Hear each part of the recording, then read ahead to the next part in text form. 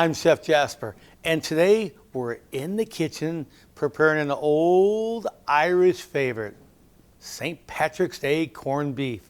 Does it get any better? Oh, imagine that corned beef sliced, put on some rye bread, or even with some cabbage. It's delicious. Now let's get started. I'm going to show you a pretty quick method. It's going to take a couple hours still, but I have a glaze to put on top that's so delicious, it's going to knock you out. Guaranteed. Now, of course, we need a beautiful corned beef. So here I have the corned beef. Some of the packages come up pickling spices. They have a little packet. I put it right in the pot. So look at this corned beef. Beautiful. You get to look at the grain here, and we'll talk more about the grain later on. Let's place that in the pot. Our pickling spices, mustard seed, some coriander, a little bit of bay leaves. This has a little bit of cinnamon in it. I like that. Of course, some pepper, mace, and more. Put that right on top. And of course, we're going to add our liquid. I don't use a beef broth or a chicken broth or anything like that. We're going to have a nice broth itself for this. And maybe you want to leave the broth for your cabbage, but be careful with some of the coriander seeds and the mustard seeds in there when you're cooking the cabbage. Otherwise, you have to strain it. Some people don't want to bite into it. I don't mind. I like that little, mixture on there. I leave it on there, as a matter of fact. This way, it kind of looks like authentic, like a real, almost like a New York deli. Just cover it right to the top of that corned beef. Put a lid on it. Bring it to a boil, and then keep it boiling, but not a rapid boil, for about 2 hours, 2.5 hours. Just test it with a thermometer, and believe me, it's going to be as tender as can be. Now, is that easy or not? But just wait till I put that glaze on. We're back in the kitchen. The corned beef is out of the boiling water.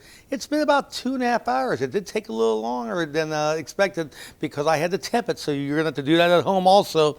And just look at that, and look at those spices on top. Just perfectly cooked, but yes, there's a difference. You saw that other corned beef. You're going to lose about 45%, give or take a few percentage points there when you cook this. So don't think that you made a mistake or you're cooking it too long. It's going to lose a little bit of weight, 40% minimum. Okay, now let's get started with our glaze. Oh, this is a good one. Orange marmalade. A lot of history behind corned beef. It wasn't even beef back in the day in Ireland before they came to America. It was actually a pork belly that they used. So orange marmalade, brown sugar. I like dark mustard. Okay. And got to have a little bit of garlic in there. This is something my sister-in-law came up with years ago, and she used to make it for all the kids' birthday parties, and oh my, it's just, everybody loves it. I'll be honest with you, I put a little more brown sugar in there. That's just me. I like it a little sweeter, but once it goes back in the oven, and that glaze, oh, with that marmalade on there, everything comes together here. Look at this, a lot of flavor. Notice, no salt in here. No, we don't need salt. The mustard is salty enough. And the corned beef is sure to be salty enough. All right, this is well mixed. Get your corned beef. It's cooled a little bit. Put this glaze right on top. I start in the middle here and kind of let it drip itself because I want that on. I don't want too much to go on the pan. And that is all you need to do. That's it right there. Place this in the oven. It'll get a nice glaze on top. It'll be a little, not crispy, but oh, it's going to be so good. Give us a few minutes. All right, the corned beef is in the oven with that glaze. In the meantime, we're going to make a mustard sauce, with a little bit of beer. Start with some shallots. Now, when I make my sauces, okay, I want to kind of bite into something. I don't want to puree the onions. I don't want to puree the garlic. So I leave them kind of, not bite-sized, but not minced real fine, but I want to see it. I want some texture in there. So I like to call this country style if you're going to say something, like what kind of cut do you like? All right, that's all we need. We'll just set this aside here. Give it one more hit with this knife. And that's it. Now, our mixture. And this is very, very quick. I'll tell you that right now. We have our mustard. Now, with this mustard, of course, we're just going to mix that with our brown sugar. I like a little spice to this, so I add the horseradish. Horseradish cream is great. Grated horseradish. It's not as strong. I don't know why. I don't think it is. And a little bit of honey. Yes, the honey, the brown sugar. We're going to mix those all up. That brown sugar starts to dissolve. Add our onions, shallots. Mix this up. You could put this on the stove, but you know what? I mean, you could bring it, you could warm it. I just leave it on the counter and bring it to room temperature, and that's good enough for me. Makes a great spread for the sandwich or just on the side. Oh, you're gonna love this. Mix this up. Get that brown sugar all dissolved.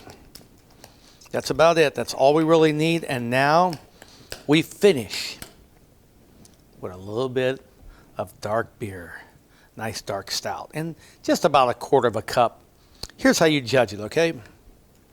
Just what I'm doing here. Look. You want it to be kind of a sauce. You don't want, a mustard sauce by itself, just a heavy mustard. So just keep stirring until you think, maybe add a little bit more. Hey, it's not going to hurt. A little more beer. It's going to give it a little flavor. There we go. That's all we need to do. And it'll get thicker. Don't worry about that. If you think it's too runny, and if it's not runny enough, a little more dark beer. That's it. Set this aside. You have the perfect sauce for that corned beef, which is coming out of the oven right now. The corned beef is out of the oven. The glaze smells so delicious.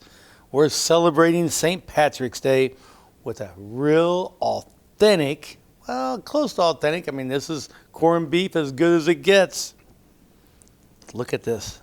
Look at this knife just glide against the grain. So don't forget when you're slicing, but paper thin. Oh, and you leave some of that glaze on there. I'm telling you, everybody's going to love this. Myself, I like some of that fat, so I'm cutting some of the pieces with the fat. See what I just did? And then some without. Just a little trick like that here. And then go straight down with the next one. Because not everybody likes that fat in there, but just look at this. I'll cut a whole regular piece here now with the fat. I mean, this is just cooked perfect. And let's take a look at this. Yeah, how about this? Come on. That right there, that's where it's at. I'm telling you. And the flavor from the top, you're going to love this St. Patrick's corned beef. Oh, serve it with a side of cabbage, maybe some slaw. Put it on some rye bread. But don't forget the mustard sauce. That's even better. St. Patrick's Day doesn't get any better than with corned beef baked in the oven with this glaze. As my friends always say, bere mangiare bene. It means eat and drink well. Well, that's Italian, but hey, we're cooking Irish today.